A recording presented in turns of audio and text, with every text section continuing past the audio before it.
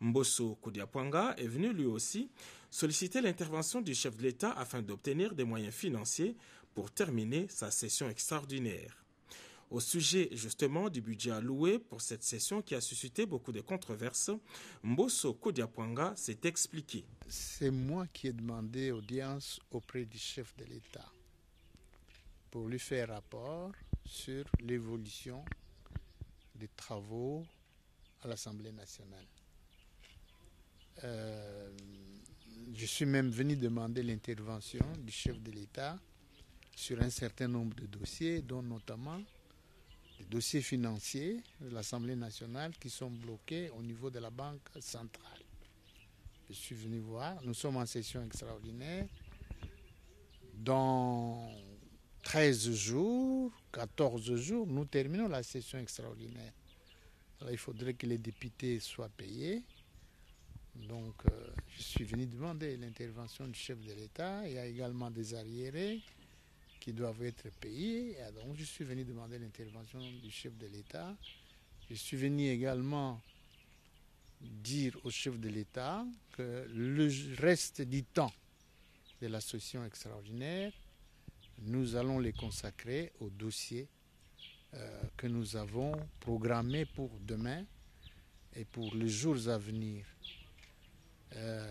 Voilà ce que je suis venu dire au chef de l'État, lui donner l'évolution des travaux que nous avons commencé en session extraordinaire jusqu'à ce jour. Je crois que nous sommes dans les bons. Si d'autres matières ne s'ajoutent pas, comme pour le contrôle parlementaire, nous allons aligner d'autres matières.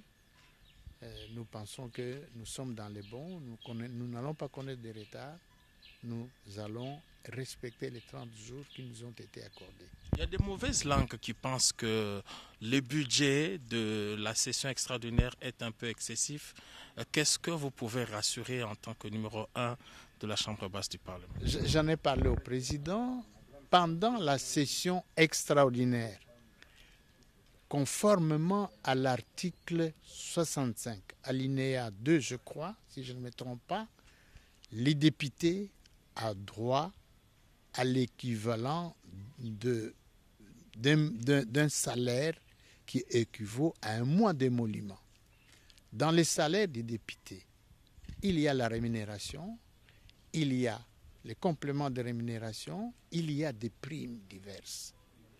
Et tout ça, les primes diverses, les compléments de rémunération sont logés dans le frais de fonctionnement. Dans les frais de fonctionnement.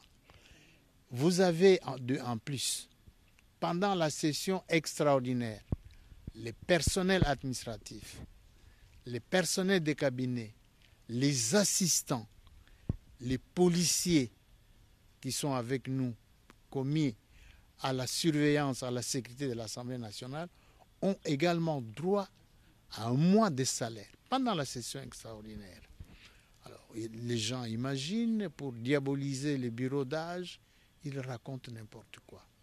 Donc, un mois de salaire équivaut effectivement au montant qui est alloué par le gouvernement par mois, un mois de salaire.